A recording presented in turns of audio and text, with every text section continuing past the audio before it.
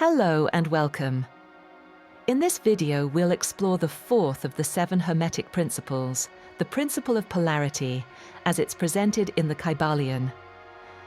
First published in 1908 by 3 anonymous authors writing under the name The 3 Initiates, this small yet influential book distills the timeless teachings attributed to Hermes Trismegistus, a figure long regarded as a master of wisdom. The fourth of the 7 Hermetic principles, the principle of polarity, is one of the most practical tools you can integrate into your life if you truly understand how it operates. On the surface, polarity might sound simple. Everything has 2 poles, 2 opposite expressions of the same essence. But what the Kybalion teaches, and what you'll notice as you apply it, is that this principle is not just philosophical. It is a map for shifting states, for changing the energy of your thoughts, emotions, and actions in ways that create real change. When you observe the world carefully, you see polarity in everything. Heat and cold, light and darkness, love and hate. Activity and passivity are not separate, disconnected realities. They are degrees of the same thing, 2 ends of a continuum. The thermometer that measures heat and cold doesn't show 2 substances fighting for dominance. It shows one thing, temperature, moving along a sliding scale. There is no point where heat ends and cold begins. The difference lies only in degree, and what is relative to the observer. The same truth applies to the mental and spiritual levels. Love and hate, courage and fear, confidence and doubt are not absolute separate qualities. They are expressions of one spectrum, and that's where this principle becomes transformative. Because when you truly understand that what you feel in a given moment is not fixed, but a point on a scale, you also begin to understand that you can move along that scale. You are not bound to stay where you are. Polarity also reminds us that opposites meet, that extremes often turn into one another. Think about moments in your life when intense love turned into deep resentment, or when anger suddenly gave way to compassion. These changes don't happen by chance. They are examples of polarity in motion. The Hermetic teaching is that with conscious intent and with steady practice, you can guide these transitions deliberately instead of being swept along unconsciously. In other words, this principle only becomes real when you apply it to your own experiences. Otherwise, it remains nothing more than abstract words. Ask yourself, how do courage and fear show up in your life? When do you find yourself passively swept along by fear? And when do you notice the space to choose differently? And most importantly, how can you begin working with these forces in a deliberate way, tipping the scale toward courage? Imagine you're about to speak in front of a group. Your heart races, your hands feel shaky, and fear takes the front seat. In that moment, it may feel as if you have no choice but to give in. Yet if you pause and recognize fear as one end of a scale, you can begin to shift, even slightly, toward courage. You might take a slow breath, press your feet firmly into the floor, and remind yourself of why you wanted to speak in the first place. That single act of attention moves you along the spectrum. You haven't erased fear, but you've leaned toward courage, and that alone changes the quality of your experience. This is what is meant by transmutation along the line of polarity. You're not trying to invent something entirely new, you're adjusting your position on a continuum that already exists. In practical terms, this can be as simple as redirecting your focus, affirming your inner strength, taking small but deliberate steps, and choosing not to let your mind settle at the lower pole. With practice, the shift becomes easier, and over time the higher pole feels more natural and steady. Seen in this way, the principle of polarity is no longer abstract. It comes alive in the moments that shape daily life. And once you're able to recognize and name it, those experiences stop appearing random. You begin to notice that they follow a deeper order, a rhythm of how reality itself unfolds. Observation is the first and most essential step in applying the principle of polarity. You need to notice where you are on the scale before you can shift along it. This is why daily reflection matters so much. If you catch yourself slipping into irritation or fear, that moment of recognition already gives you a point of choice. When you see clearly that what you're experiencing is one end of a spectrum, it stops feeling fixed. You begin to sense that you can move along the line, and that simple awareness gives you the leverage to tip the balance toward the opposite pole.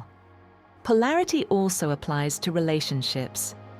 When you realize that other people's emotional states, their anger, love, or resistance, are also points along a spectrum and not the truth of who they are, you start to see interactions with more clarity. Instead of reacting impulsively, you can choose how you engage. Someone else's negativity doesn't have to pull you into the same vibration. By holding steady at the positive pole, you create a kind of energetic anchor. Sometimes that alone is enough to help the other person shift. Sometimes it simply keeps you stable, no matter what's happening around you.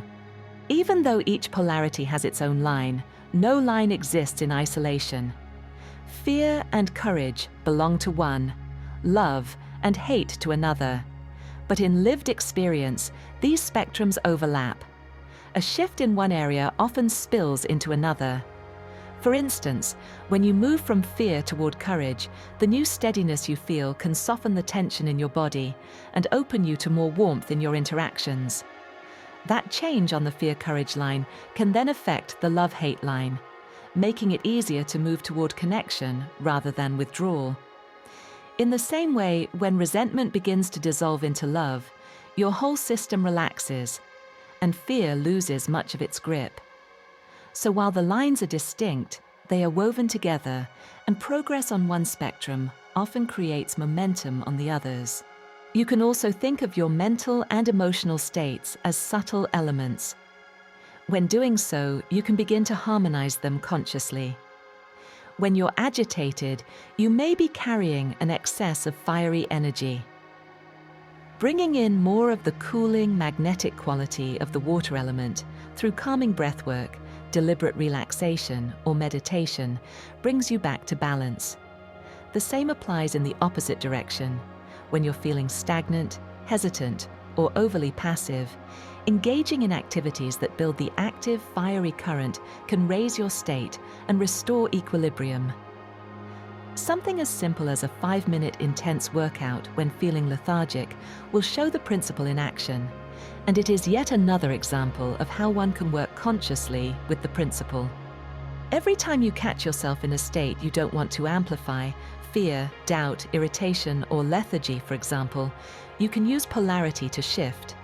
Start by naming the state, not as an identity, but as a position on a scale. Then deliberately focus on the opposite quality. If it feels too far away, aim for a point slightly closer, something that feels accessible. Over time, with repetition, you develop a kind of internal muscle for shifting quickly and staying steady in the states you prefer. One of the subtler teachings of polarity is that the positive pole naturally dominates the negative. Higher vibrations hold more stability and coherence. When you raise your state to the positive pole, whether that's courage instead of fear or love instead of resentment, you'll find that the lower state begins to dissolve without direct resistance. That's why the Kybalion says that you don't have to sweep out the darkness in a room. You simply bring in light, and darkness disappears on its own. On a deeper level, polarity invites us to look at our experience without rigid labels of good and bad. What we often call bad is simply the lower pole of a spectrum, and what we call good is the higher pole. Neither is absolute. They exist in relation to each other. This understanding can bring more compassion into how you view yourself and others. When you stop fighting the existence of the lower poles, you gain the freedom to work with them consciously. This can actually be taken a step further. Instead of framing your experiences in terms of right and wrong, good and bad, you can start to see them in terms of where they fall on a polarity scale. This way of looking doesn't excuse or condemn, it simply observes. For example, rather than saying someone is out of control, you might notice that their behavior is strongly influenced by anger. That small shift in language moves the focus from judging the person to recognizing the state they're in. And when you see it as a state, you also see that it can shift along its line of polarity. Polarity also teaches resilience. Life will always present swings between states because polarity is a universal law. The key is learning to hold your center as those swings happen, using your awareness to keep yourself aligned with the higher expression of the principle. When you practice this, you find that external circumstances don't throw you off balance as easily. You can start seeing your experiences as parts of the rhythm of life. Lows must eventually turn into highs, and vice versa. This makes it easier to stop being pulled unconsciously into reactive patterns and start operating from a more intentional, stable place where you can work constructively with whatever is present in your life rather than work against it. There's also an energetic aspect to polarity that becomes clearer the more you observe it.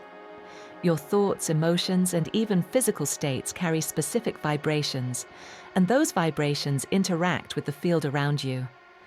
When you shift your polarity intentionally, you change not only your internal experience, but also the way your energy interacts with other people and situations.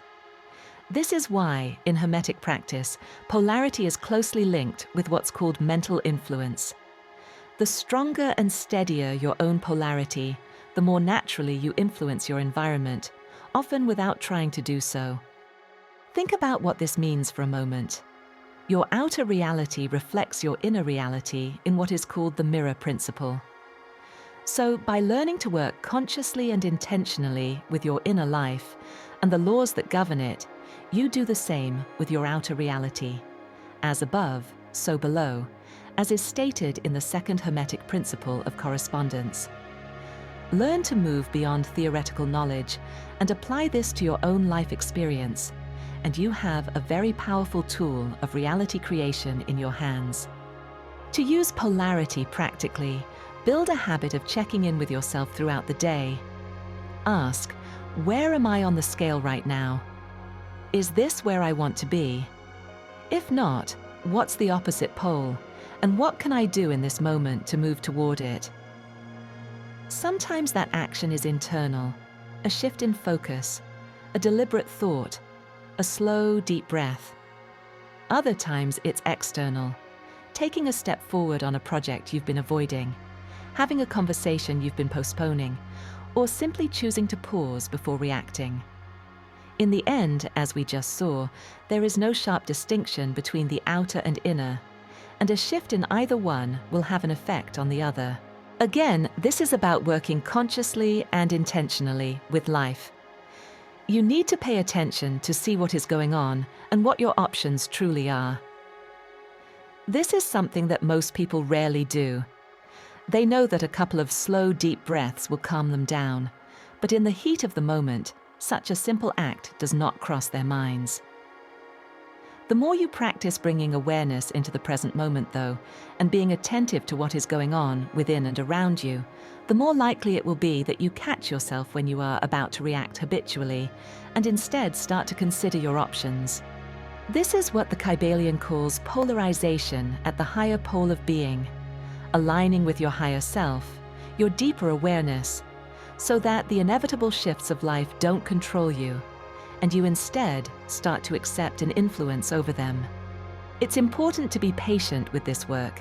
Polarity isn't something you master overnight, but every small consistent shift builds strength.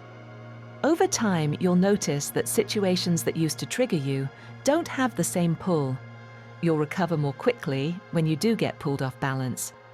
And you'll start to feel a quiet confidence that you can navigate whatever arises because you understand the dynamics at play. When you integrate polarity with the other Hermetic principles, especially vibration, rhythm, and gender, your practice deepens. Vibration explains why polarity works, because everything in the universe is in motion, and changes in degree are always changes in vibration. Fear and courage, cold and heat, love and hate, are all movements of energy at different rates. By shifting the quality of vibration within yourself, you naturally shift your place on the polarity scale. Rhythm adds another layer. Life doesn't stand still. It moves in cycles, with a natural swing between opposites. You may feel confident one day and hesitant the next, energized in the morning and tired by evening. Recognizing rhythm helps you stop taking these swings as personal failures. Instead, you learn to hold steady and ride the movement without being dragged to the lowest point. Together, vibration and rhythm show why polarity is not fixed but dynamic, and how awareness allows you to rise above the extremes and find inner stability. Polarity also connects with the principle of gender. In Hermetic teaching, gender is not about men and women, but about two complementary modes of creation, the masculine and the feminine. We will discuss this in more detail in the upcoming video about this principle. The masculine expresses as direction and initiation, while the feminine expresses as receptivity and generation. Both are essential, and nothing can come into being without their interplay. Seen this way, gender is not about opposition, but about balance. By learning when to step forward with active clarity and when to open space for receptive growth, you bring the principle of polarity into harmony within yourself. One of the most empowering aspects of polarity is that it puts the power of change back in your hands. You don't have to wait for external conditions to shift before you can feel different. You can choose, moment by moment, where you want to be on the scale, and then direct your attention and energy to that point. This doesn't mean forcing yourself into an artificial state or bypassing your authentic feelings. It means recognizing the spectrum you're operating on and taking conscious, grounded steps to move in the direction you prefer. As you practice, you may start to notice subtle shifts in how you experience the world. Challenges become opportunities to practice alignment. Emotions become information rather than enemies. And relationships often take on a different tone, because your steadiness influences the dynamic in ways that words alone can't. The deeper you go, the more you see that polarity is not just about managing states, but about expanding awareness. When you hold the understanding that opposites are two expressions of the same reality, you start to perceive unity beneath apparent separation. The Hermetic masters understood that polarity is central to mental alchemy, the art of transforming not just thoughts, but states of being. And like any art, it develops with practice. Begin where you are. Notice the scales that matter most in your daily life. Choose one and start experimenting with conscious shifts. Keep it simple at first and stay consistent. Over time, your capacity to hold the higher poles will grow, and with it, your sense of freedom and possibility. In the end, polarity invites you to take full responsibility for your inner world. You may not control every external event, but you can learn to navigate your responses, to raise your vibration deliberately, and to hold steady even when circumstances challenge you. This is what it means to live the principle of polarity, not as abstract theory, but as a living, practical practice that shapes every part of your experience. In summary, the principle of polarity shows that everything in life exists on a spectrum. Fear and courage, love and hate, patience and impatience are not fixed states, and they do not define who you are. They are points along a line, and with awareness, you can move yourself toward the pole you want to embody. By observing where you are and choosing small, deliberate shifts, you begin to see that your experiences are not random, but part of a larger rhythm. Working with polarity teaches resilience, helps you respond more consciously in relationships, and reveals how your inner state shapes the energy you bring into the world. When combined with the other Hermetic principles, vibration, rhythm, and gender, it becomes a practical framework for balance and conscious creation. Most of all, polarity reminds you that change is always possible, and that by steady practice, you can align more closely with the higher expressions of who you are. Finally, the principle of polarity points to something we often return to on this channel. When you understand the deeper layers of reality, you gain the ability to respond consciously and intentionally to your experiences in ways that align with your true intentions. By recognizing that your immediate reaction to an event or someone's behavior is not fixed, but simply a point on a scale that can shift, you loosen the grip of identification with that reaction. In that moment, you reclaim choice if you can move through the discomfort of going against your habitual responses. You are no longer bound to the lower pole of fear, irritation, or doubt, but can move toward courage, patience, or clarity. Your reactions don't have to define you or become personal. And at the core, in harmony with the first principle of mentalism, you are an expression of the same infinite consciousness as everyone and everything else. Understood in its fullest sense, this principle frees you from identification with any state, as you realize that no state belongs to you more than any other event unfolding within the one mind. Again, you are reminded to apply these teachings to your own experiences. Observe how the principle of polarity and the other Hermetic principles play themselves out in your own life, and observe your interactions with them.